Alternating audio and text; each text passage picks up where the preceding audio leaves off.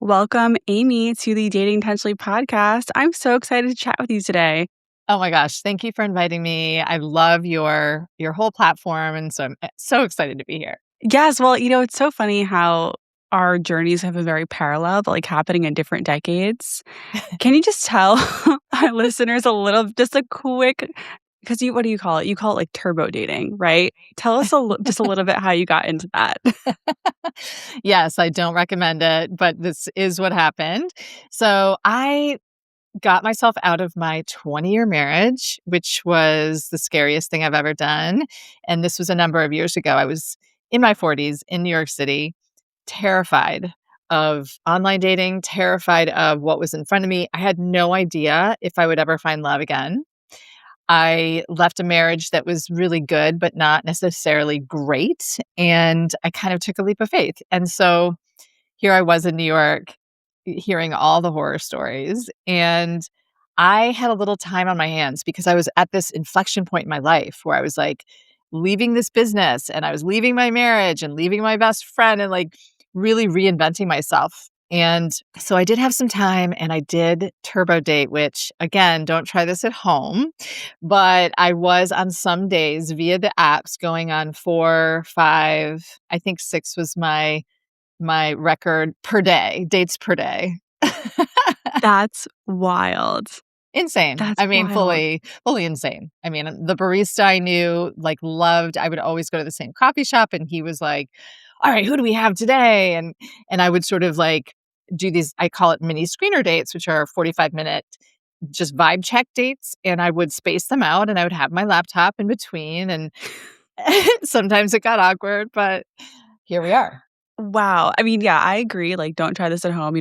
My whole thing is I went on 64 first dates in 10 months, which is with my version of that. And why did you do that? I have my version, but like, what got you there? That's a great question. So, I have sort of a social anthropology brain. I think you do too. It's sort of like just really curious. After hearing all these horror stories, I thought, first of all, love is everywhere. Love has to be available for me and for everybody. Why is it so hard? Like, why does dating get such a bad rap? Why am I hearing only horror stories? And so I kind of wanted to crack the code in a way of like, okay, if I wanted to become a chef out of nowhere, I would probably cook a lot. I would probably make a lot of mistakes. I would make a million different dishes. I would try different recipes. That's kind of what I was doing. And I mean, I failed horribly so much of the time. I mean, I want to be clear. Like, I didn't know what I was doing. I was trying to be chosen, which I'm writing a book right now. And the whole thesis is, it's not about being chosen, it's about whether you're aligned. But I didn't know any of that. And so I just kind of used the same skill set that I had used my whole life in dating, which is, wow, I can't wait to feel butterflies and chemistry. And then everything else is just going to click into place. So that's how I started. And as you can imagine, wow, I mean, the stories. Oh my gosh. I love it. And yes, I relate obviously so much to your story, and that approach of just like, I want to throw myself in, fail a lot, and figure Mhm. it out and just Yeah. see what happens. And along the way, you do learn that the butterflies and sparks just aren't it. They're not it. They're not it. I mean, it's really astounding to me that finding your person is arguably the most important choice of your whole life, and yet we are the most ill prepared for the journey. I mean, I feel like in 7th grade, we should be learning interpersonal skills and relational skills and learning what you stand for and learning how to ask thoughtful questions of other people to see if you're aligned with them, whether it's a friend or a romantic interest. I mean, it really blows my mind that, I have clients, male, female, of every decade, and I'll have a female client at 60 years old come to me and say, I hope he likes me. That's it. I hope. And I'm like, well, hold on. That's it. Yeah. That's all it takes.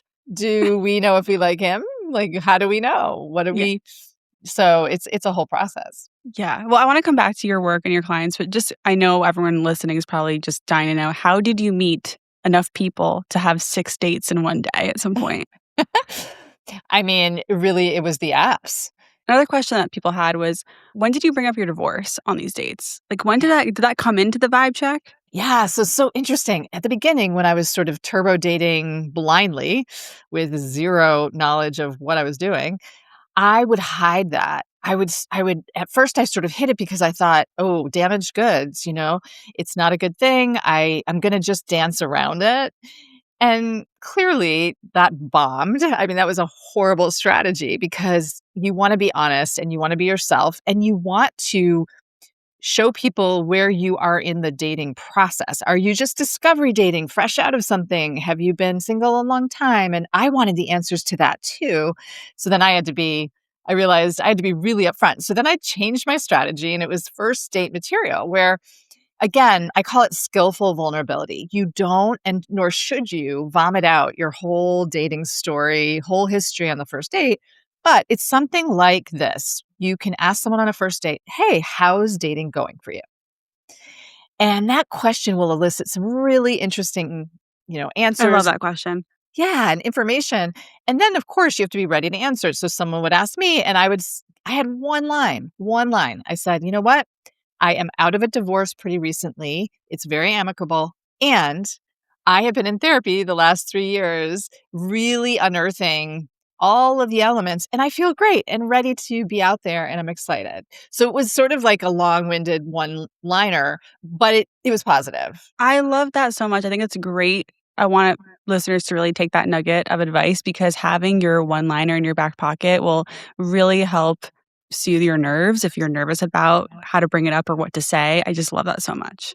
Yeah, and it's your truth. And once you rehearse it a little bit, then you can feel good about it and you want to know the answer to that question too. If someone It's astounding when you ask that on a date. Like people will say like, "Oh, I'm heartbroken. She just broke up with me last week and oh, it's horrible." Or, "Oh yeah, I've been on the apps on and off and I just, I really don't know what I'm doing and I'm not ready."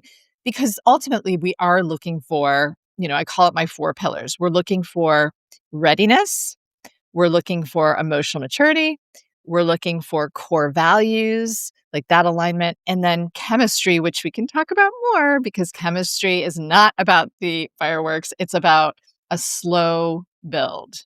Love it. I wanna come back to the 4 pillars too. Okay, but one other question though, just thinking about people who might be on the other side, if you're on a date with someone who says they're divorced, I often get these messages like, "I don't know. I don't know about that. I don't know how I feel about that." What would you wanna say to that person who's, like, skeptical? Of someone who's just divorced? Yes. Yeah. Well, divorce in general is not a dirty word. You want someone who's been through some stuff. I am more skeptical of the person who hasn't dated in 6 years at all and hasn't had many significant relationships, right? If someone So you want someone who's been through some stuff, but you also want to know that they value personal growth, that they are self-reflective, that they can talk about their experience, what they would have done differently, they can own their part of it. So that's all part of emotional maturity, but I have had so many clients end up with people who were divorced, did a lot of work, and just they're wonderful, beautiful partners. So I really wanna make that Yeah. point. Yeah, I'm really glad you said that, and also just wanna touch on because there are so many people listening who have not had any relationship experience, that's not necessarily a red flag. What could be a one-liner for people who really don't have that experience and they know that people can be skeptical? Yeah, so I have a lot of clients who come to me and haven't had a ton of experience and they're very, very self-conscious. So a one-liner might feel something like, and again, rooted in your own truth, but Mhm. it might be like, "Listen, I really haven't had that great big love yet, but I really haven't been intentional until now about my romantic life. So I am really excited to meet my person, and I've been doing a lot of work on myself so that I know who I am and I know kind of the traits that I'm looking for." Yeah, the thread I'm noticing of all these things you're saying is positivity. Mhm. Yeah, like, Positivity and truth. Mhm. focusing on those 2 things. I love it so much. So, how did you end up meeting your husband, though?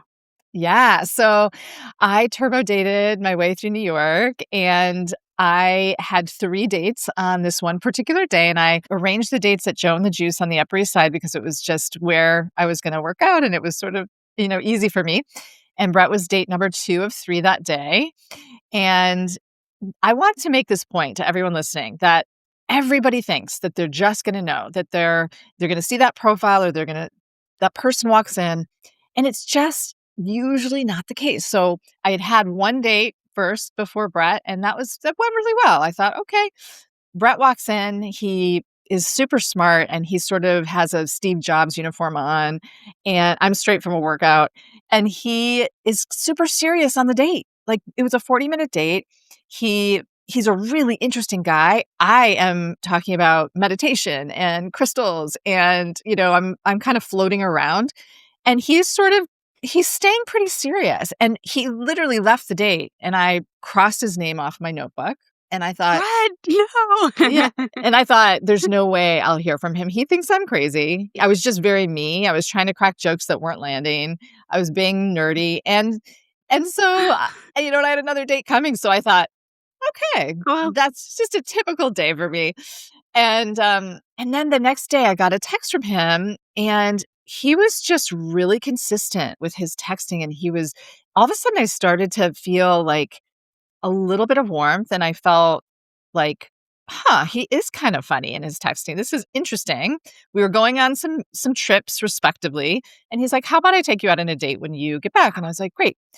I had zero expectations for the date. We went out to dinner, and by the end of dinner, I was laughing so hard my stomach hurt, and I thought, "Hmm, wow, this is interesting. This is a little different than the first date." And then the chemistry grew in reverse, like, little by little, the more, like, connectivity we had, the more alignment we had. that is amazing. I'm so glad you shared all those details. One, I can't believe how parallel our situations are because I said the same thing after I had my first Zoom date with my Oh, husband because we were like, he wasn't in my location yet. He was moving to my city. And we had a Zoom date. And I literally said to myself, I'm probably never going to hear from that guy again. It's wild. And that he was really consistent with the texting too. And there was that warmth like you described. yeah. I don't Yeah. know. And the other thing I love that you said was that you crossed him off, but you still entertained a second date. I love that flexibility. Yeah, I think you bring up a really good point, which is, we don't, your listeners will understand quickly that I'm very woo woo, but we don't really get to know the when and the how of meeting our person. And I don't know if you guys believe this. I do, that energy is real, and that the universe does have a hand. I'm not religious, I'm very spiritual. And so having that open mind of, hey, there are going to be some plot twists that I'm not in charge of, and I don't get to control this, even though many of you would like to control your dating Mhm. lives. If we can let go of the reins a little bit and have a little bit of mysteriousness and maybe a little bit of childlike wonder, and kind of just throw caution to the wind and go, okay, well, you know what? I like the warmth. I'm going to try another day. It's like, have that Yeah. open mind. And it's so much look, I wanna just acknowledge this to everyone listening, it's so much easier said than done when you have your biological clock or you feel Yeah. under pressure, to throw caution to the wind, but it kind of sounds like that, like, it'll happen when you least expect it, but that's not what we're saying. You still have to be open and trying to date for it to Yeah. happen. Yes, I think I have so many truths over the years of coaching clients, male and female, all over the country from ages 25 to 80.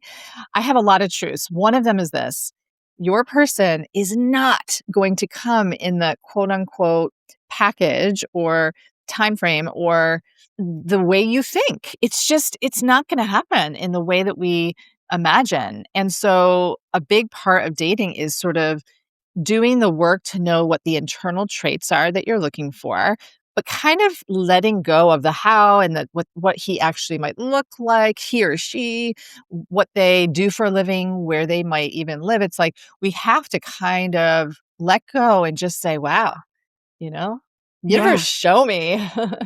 Yeah, you'll be let yourself be surprised a little, that's the magic of it. Another question that came in from a listener is how did you know you were ready for a second marriage? That's such a great, great question. I do see this all the time where people think they're ready. I mean, we can think we're ready, we can want to be ready, and we're not. For me, I knew first of all, I knew I was ready because my therapist, Nancy, looked at me and she's like, "You're ready." I'm like, "Thank you, Nancy. I love her Thanks, so Nancy. much." We love her. A lot of my clients now love her.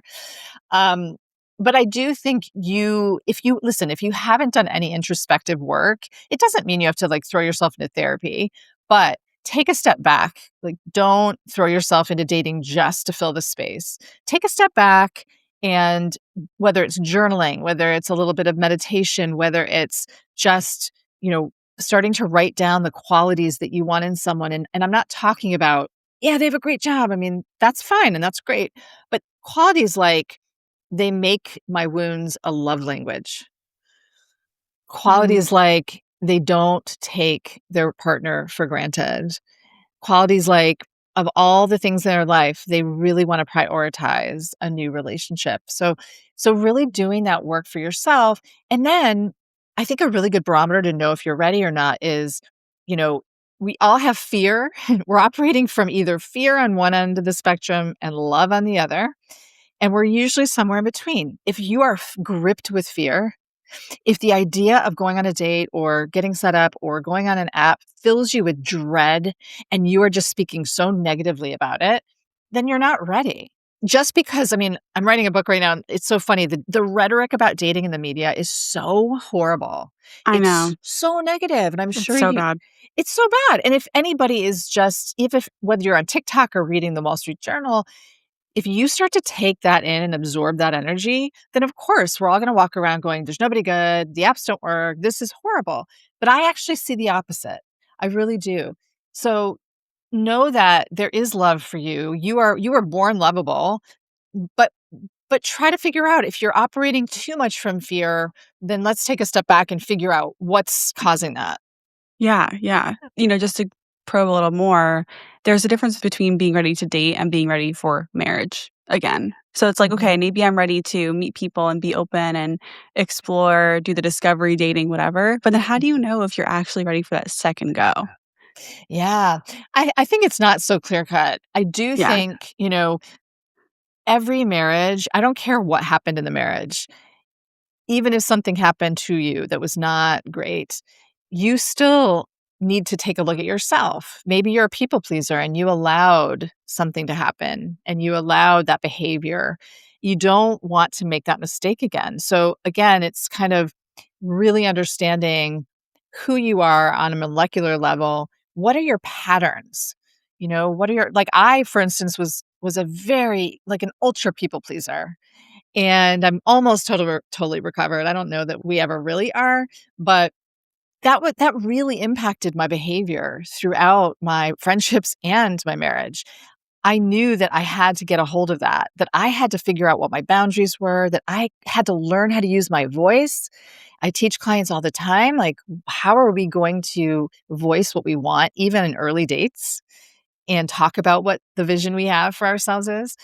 So I had to do that for myself. So really understanding, kind of what you want to shift within yourself and how to do that. And I think you Yeah. need to do that first before you'd be ready to jump into another marriage. I really appreciate that answer. I know it's a tough question. It's like definitely Mhm. not something you could just, it's not a quick solve, but I really appreciate that.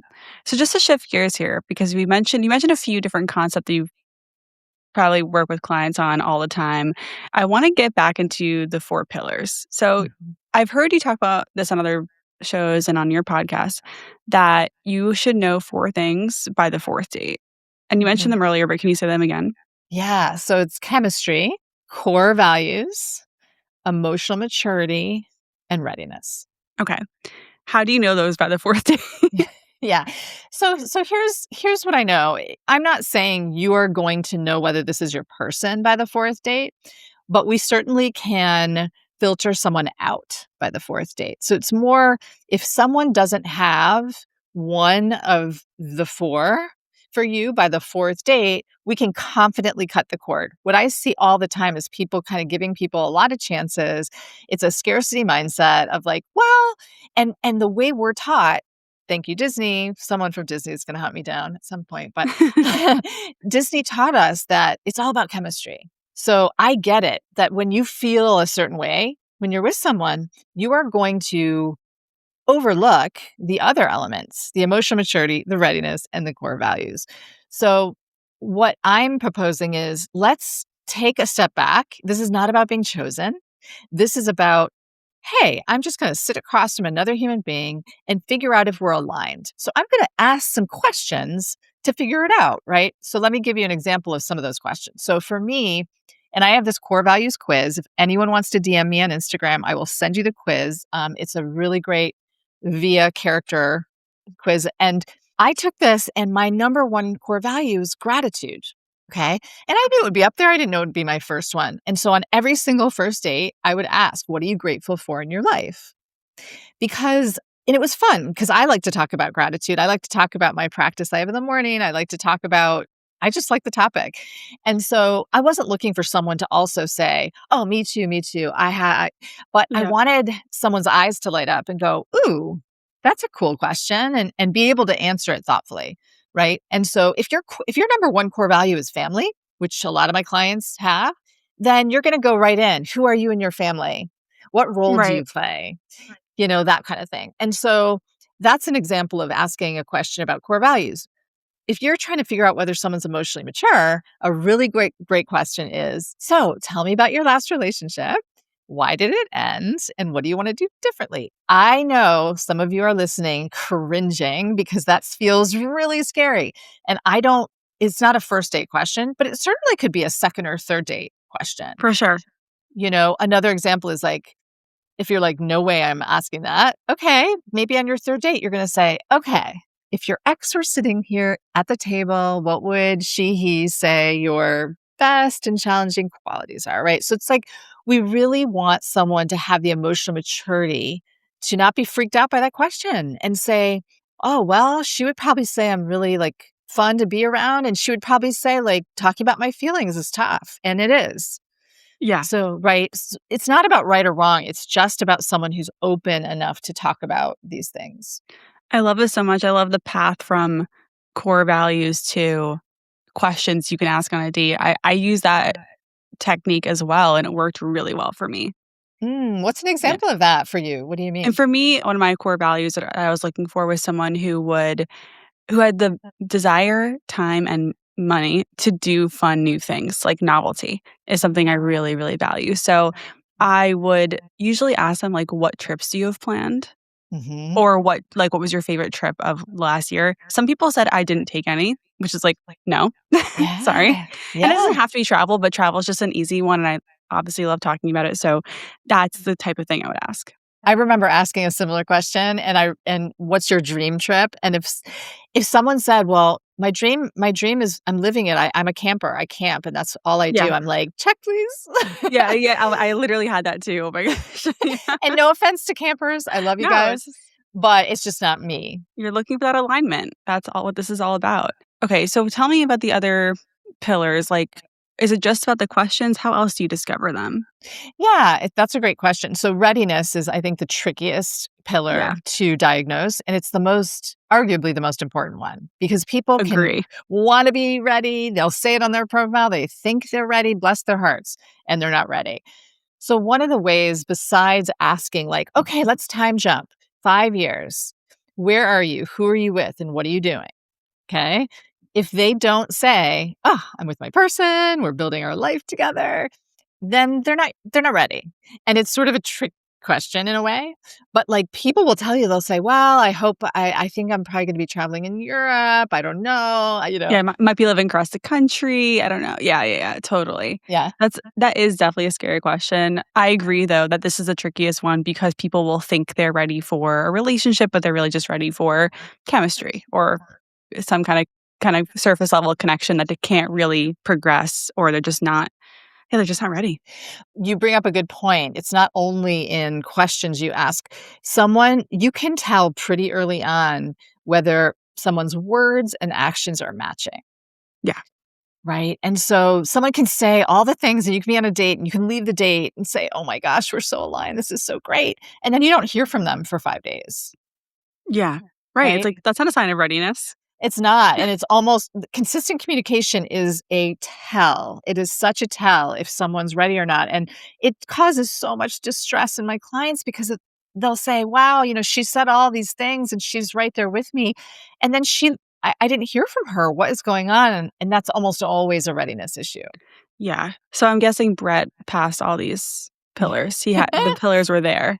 The pillars were there, and it was funny because for me, I thought, "The pillars are there, and I wonder if the chemistry is there." And by the end of the 3rd date, he has this wicked, dry, sarcastic humor, very Larry David, and by the end of that 3rd date, I thought, I need more of this. This is exactly me. I'm snorting, I'm laughing, I'm Yeah. crying, laughing. And so when all of the pillars were there, and then the chemistry started to grow in reverse, like as we started to connect on having kids, as we started to connect on kind of spirituality, like I wasn't sure he was spiritual. It was fine. But then I saw this book on Buddhism in his apartment, and I'm like, oh, wait, hold on. Can we Uh-huh. talk about this? Yeah. You know? And so core values wise, we started to really, really align. Yes. So I think just knowing that it's not going to happen overnight, knowing that, this is a process of peeling the layers and, but I do agree, like I don't want you on date 10 kind of hoping that someone's going to be able to talk about their feelings. If they're not doing that, Yeah. then they won't be able to. Yeah. That's so true. So another thing I want to talk about, this seems to be one of your core themes in your work, is energy. What does energy have to do with dating? Why are you so focused on this? Yeah, I love this question so much. So, I do these information calls 4 times a week with potential clients, and I do them by phone. And I cannot tell you, every single person says, like, "Can't we do Zoom? I'm cute. I want to show you that I'm cute." Like, I know It's I'm like, they're not dating you, but okay. yeah, I'm sure you're really cute. It's again, we're trying to sell ourselves, right? We're Yeah. trying to, and what I'm doing is I'm reading energy because what I know for sure is energy is the biggest predictor of success in your dating life. So what do I mean by that? So the best way to describe it is, we all have that friend who walks into the party, and this friend might not be the best looking person in the room, but this friend is magnetic. And why? Their energy. They are so positive. They have a giddiness to them, a light about them. They just fill the room with goodness. That is energy. Okay. Conversely, we all have a friend who they might be the best looking person, but they suck the energy out of the room. And when you leave them, you think, oh, I love them, but I don't know. I am so depleted right now. So energy is a real thing. And if you have I call it high vibrational energy, meaning you're really light and you're really positive and you're being true to yourself, but the way through which you see the world, I call it flirting with life, right? It's like someone who is just like flirting with the tree because it's so beautiful and you're like, wow, stop, look at this tree, it's amazing. It's an outlook. Yeah. It's a mindset around life, and this is someone who doesn't complain, and if they do, it's not incessant. This is someone who lives their truth. I'm not talking about rose-colored glasses. I'm talking about someone who really feels grateful to be alive, and they look at their dating life like, "This is just another fun journey, and Right. I wanna learn about myself, and I wanna learn about you." So that's what I mean about energy, and so often because I mean, listen, can you imagine? It's like if we know how to get a new job, we know how to do a lot of things in our lives with a lot of positivity. But why is this path, the dating path, fraught with so much negativity and heaviness? So I'm usually just trying to course correct a lot of this heaviness that's out there Okay. and this rhetoric. Our true nature is to be positive. So I'm just trying to help someone step into that. Can you tell me, like, how you've done that with one of your clients? Just an example or just something that seems to really work? Yeah, yeah. So this is really great. I have a client right now and she's phenomenal. And she, because of family stuff, I talk a lot about wounds and kind of how you grew up and what did love look like growing up for you. But she has a lot of pressure on herself from her mother, from her father, from her sister, from friends in terms of when are you going to meet someone? Oh my gosh, she's in her 30s. When are you going to meet someone? Well, you should do X to try to meet someone. Well, don't do that. It's really, really, it's so much pressure. And so as a result, she has a lot of negativity towards like, oh, never going to meet someone and I'm never going to be good enough. I'm never going to be pretty enough. And so what I had her do for a week is to keep a journal. Every single time she has a negative thought around herself, dating, anything around love, then write it down. And in 1 week, she had like half a journal full, and it was all of these limiting beliefs about herself that 99.9% of were simply not true. They were planted by other people and by our culture. So just having the awareness of what your inner dialogue is telling you about your worthiness, about dating and love, just by unpacking that and going over it, that was half the battle. She was able to unload some of that and say, okay, like I don't need to carry this anymore. Wow. That's really powerful, and it's hard to do. It's hard to really face those head on, and when you write it down and actually look at the words, sometimes you can't believe what you've been thinking. It's like, "How have I been thinking this for years?" For years, and if we yes, and it's automatic, it's unconscious, it's Right. and so I do a lot of this work with clients to really, like, rewrite the stories that are really deeply embedded within us. Speaking of that, I did have a question from a listener who in her 40s. She goes, "How do I not feel so old and undesirable?" And I think this relates to Mm. energy and what you're saying. Yes, absolutely. I mean, I have clients in their 60s who find love and come back to me and find it again. It's just amazing. So this is an inside job. When you feel hopeless around love, when you feel like it's never going to happen for you, it's literally all about your mindset. And I'm not saying it's going to happen. You're not going to flip that overnight. But my answer to that is, first of all, know that you were born lovable. We are all born lovable. Name a toddler running around that's not doesn't think they're like the most amazing thing. Yeah. And over time, this is what it means to be human. We learn that Yeah. we're either good or bad. We learn that we're lovable or not. And it's our job as adults to unwind that stuff. And here's the good news, you can unwind it. You can literally return to a state of blissful, oh my gosh, I can't wait to meet a person. This is great. It's not going to happen overnight, but it begins, like I said, with just the awareness of like I have my clients fill out a really long intake form, and one of the questions on my intake form is the voice in my head is dot dot dot, and it starts with my BFF, and the last choice is no one I'd have a drink with. Most people say no one I'd have a drink with, Wow. and if your internal voice is not even a friend, if they are really really mean to you, that's our starting point because we can shift that. I fully agree, and I mean, we talk about that a lot on this show, like, a lot of these, like, shifting your inner stories, but I wanna go back to what you were saying about flirting with life, 'cause I also think 'cause there's a piece here that's like, okay, the inner work can be kind of a trudge sometimes. Mhm. What about the stuff on the surface, flirting with life? What does that look like? How can we do this? Yeah, I mean, I'll give you a couple of simple ways, even if you're I mean, a lot of people listening are probably like, "Wow, I'm in the weeds. This sounds really like, crazy and too easy." So I'm acknowledging that you might be in the weeds and you might be reeling from a divorce or a breakup and you're feeling low.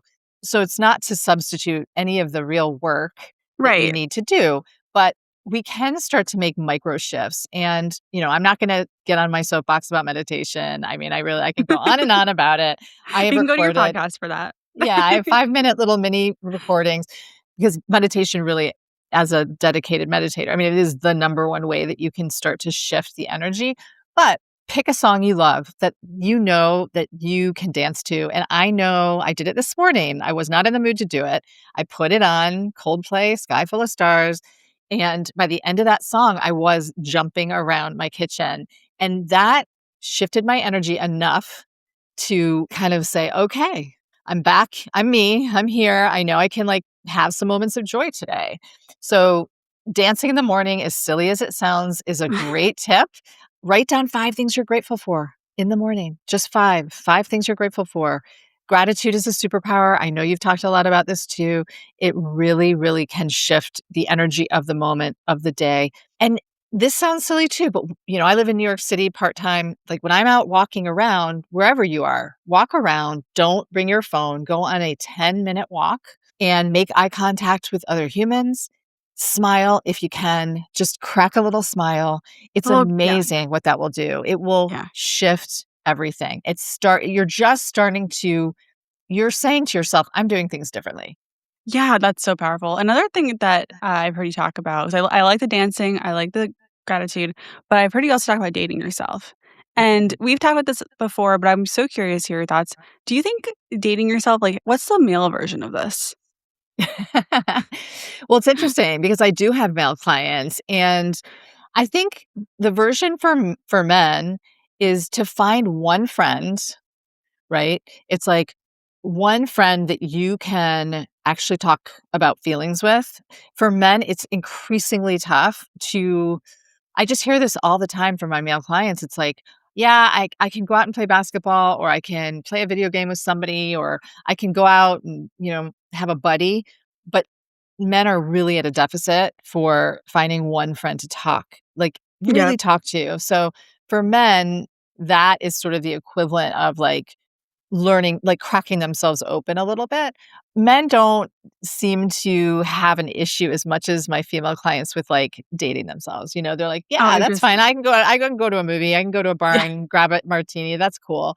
But for women, I think it's the conditioning we've had growing up of, I'm not really anybody unless I'm part of a duo. Mm, It's tougher. It's not for some women are, like, great, but I'm talking about send yourself flowers and plan a whole weekend. It's like, don't put your life on hold. Plan a weekend of all the cool stuff. Go to that concert, and guess what? Go solo.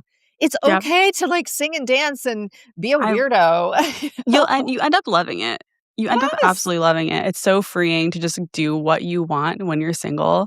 And even though I'm married, I still do what I want occasionally, but not nearly as much as I did when I was single. Like, Well, and yes, and 2 things happen. One, you realize like, I remember doing this when I was single after my divorce, and I was like I talk to myself out loud like a weirdo all the time, and, like, I remember saying, like I was at a bar by myself drinking, like, my 2nd martini, and I thought, "I'm a good time. Like, I am really funny. I'm cracking myself up. I'm a good time." And so kind of falling in love with yourself a little bit, and then the second thing that happens is you realize, "I don't wanna wish this part away." Like what you just said, this part is fun. And yes, I so, mean, like, I will be in a couple, and that's my goal. I know I'll get there, but I don't wanna wish this part because guess what? I can, like, eat popcorn at 11 p.m. and go to bed at 2 or, do whatever I want. amazing. Well, I really appreciate you diving into just the energy shifts and how powerful that can be. But I want to get into some more questions that are kind of more like popcorn style from listeners. That's cool with Yeah, you. love it. Okay. Mhm. Is it normal to have dreams about my ex-husband? I wake up freaked out. Usually the dreams involve long, intimate hugs and an apology from him. Yes. So I'm really into this, and I'm really into having a journal at your bedside and just like writing down your dreams because as we know, they kind of fade away once we're past the theta state of waking up. But dreams, I don't think we need to be afraid of them. They're really just our mind trying to process all of our emotions and our feelings. So, and they're usually hopes or fears. So if you're hoping for that apology, it'll pop up in your dream. But dreams are almost never something you want to take immediate action on. Like I have clients all the time will say, "Oh my god, I dreamt about my ex. Should I call him? Should I call her?" And I'm like, "Absolutely not. No, no, no, Please, no. please don't do that." It's just there's so much that our human brains can't process day to day that that's the job of our dreams to sort of try to excavate and push Yeah. through. It's like kind of emptying the trash. Yeah, it's like it's not that deep, but it's also like, okay, you can pay attention to it, but don't act on it. Yeah, if something is real, if you're having a horrible nightmare and it's recurring over and over and over, it's like there's something you need to clear. You might need help on clearing that. Maybe you go to therapy. Yeah. Maybe you figure that out. Yeah. So this is kind of about what we were talking about earlier, but I'm just curious to hear your thoughts. Is dating someone who's never been married weird for divorcees? I feel judged for, quote, not having lived. Mm. So, meaning the person writing in had never She's never been. been married, Yeah. but she's dating divorcees and she feels judged for, quote, Yeah. not having lived. Oh my gosh, I relate so much in terms of like I had 5 female clients at one time, all 40 plus, never been married, in the same exact boat. You're not alone. You're not alone at all, and why should that be a black mark? It's you're simply where you are in your life, and now you're focusing on dating in an intentional way. Again, use that line, "I've never been intentional until now. Now I wanna do things differently, and I'm excited."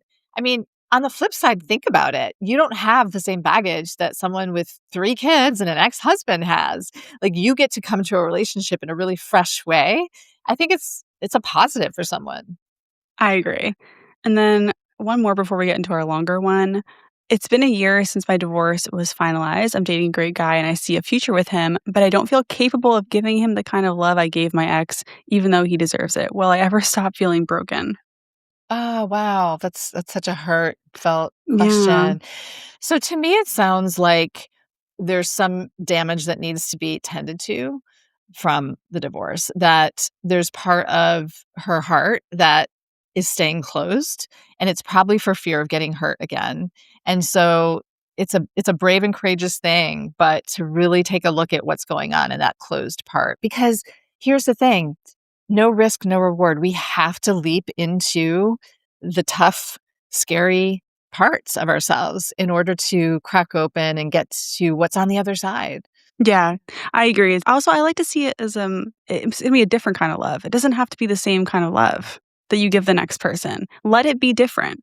Let it be different. Let it be messy too, like let the Yeah. process be messy. And guess what? Maybe it's even better. Right. It's Yeah, just I like different. that way of looking at Mhm. it more. But yeah, Mhm. that was a tough one. So Amy, this question came in like specifically for you. I usually have like a general submission for dating dilemmas, but I wanted to do this one with you. Are you Great. ready? I'm ready. Hi, Talia. So many questions for your dating after divorce slash in your 40s episode. One of the main issues I found is guys thinking they're ready for a relationship, but post divorce, they don't know what that means. It's harder to define because there aren't any external markers like wanting marriage, children, and any quote needs they can identify are more about what they don't want. Mhm. So many of them say they're ready and then end up being emotionally unavailable. And the norm in the small post divorce dating pool seems to be guys jumping into the next relationship without much time in between. So, my main questions are one, how to tell if he's ready given all of that. Two, if you're living apart together and have busy lives, mainly seeing each other on your kid free weekends, how do you build into a meaningful relationship and avoid it becoming a long term situationship? What does the difference look like in reality? Thanks so much. Can't wait to listen. Okay. Wow. There's like we could I do a know. whole episode on that I know. That's question. why I saved a bunch of time for this because I know I wanted to unpack it with you. Yeah, yeah. So this comes down to the pillars, and you know, knowing whether someone is emotionally mature and ready for the same thing that you are ready for. You have to know how to define what that means to you. Okay. So, for instance, if this person that you're dating says, "Oh, I'm so busy with my kids and I'm so busy with work that I really can only see you once a week." And, that's going to be, but I'm ready and I want to do this. I'm just going to slow roll it. I mean, that will happen a lot.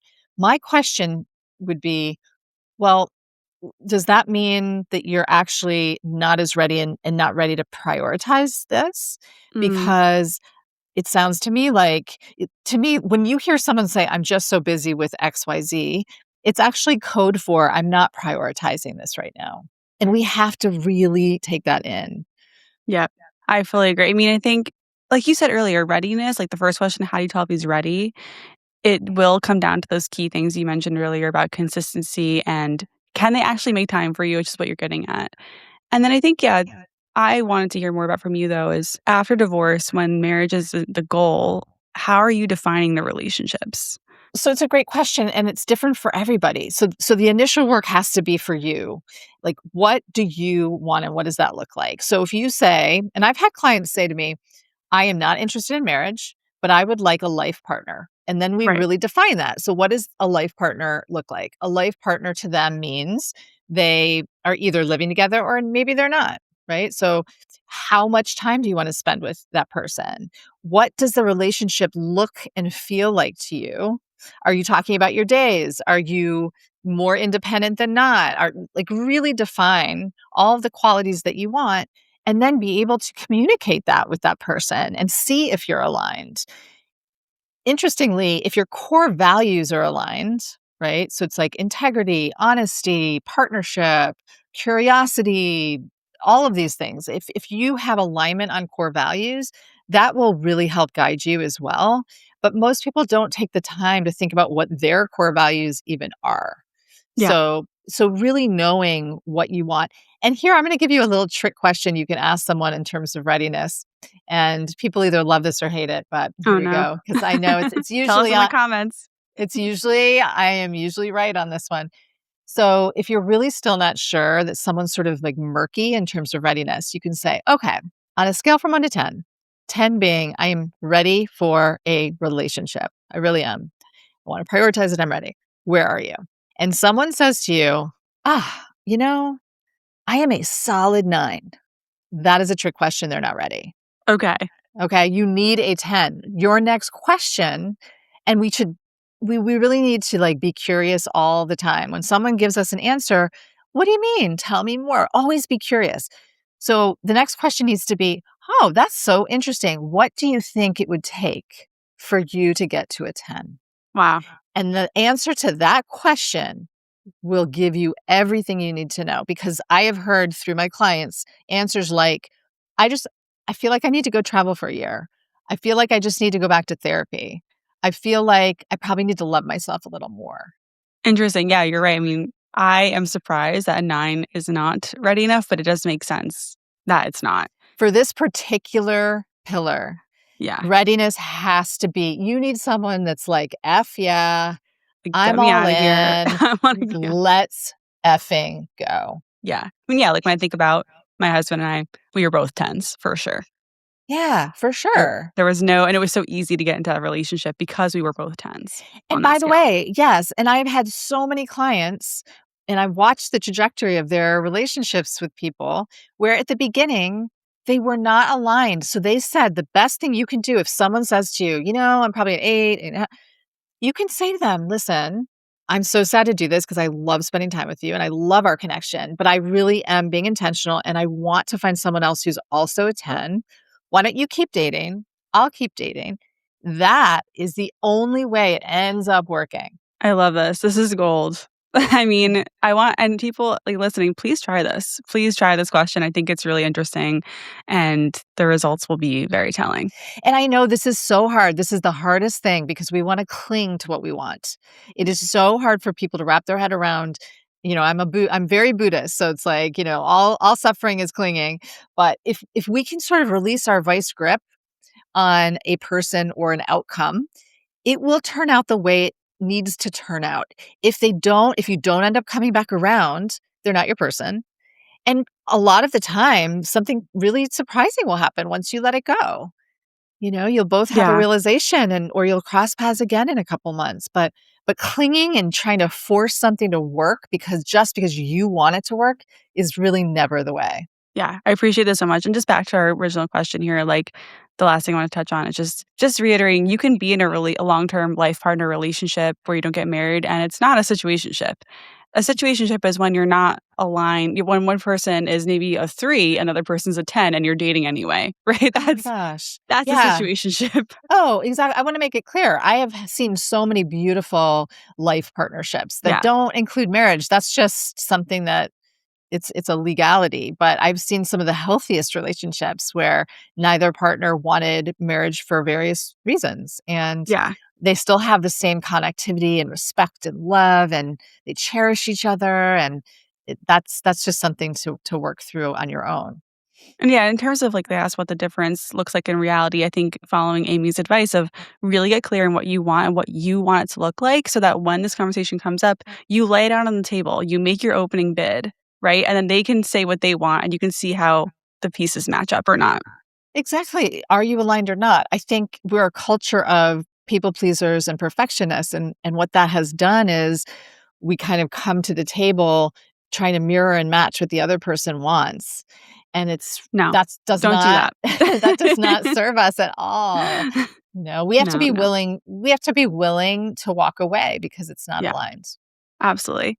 Well, Amy, this has been such an amazing conversation. I feel like so calm talking to you. I feel Oh. inspired. I hope everyone listening is very inspired by your story. Where can we get more of you? Thank you, Talia. This has been really, really lovely. So everything that you need to know is on loveamy.co. And like I said, on Instagram, if you want to DM me, I will send you that core values quiz. It's love.amy.nyc on Instagram. But this has been so great. Yeah, thank you so much.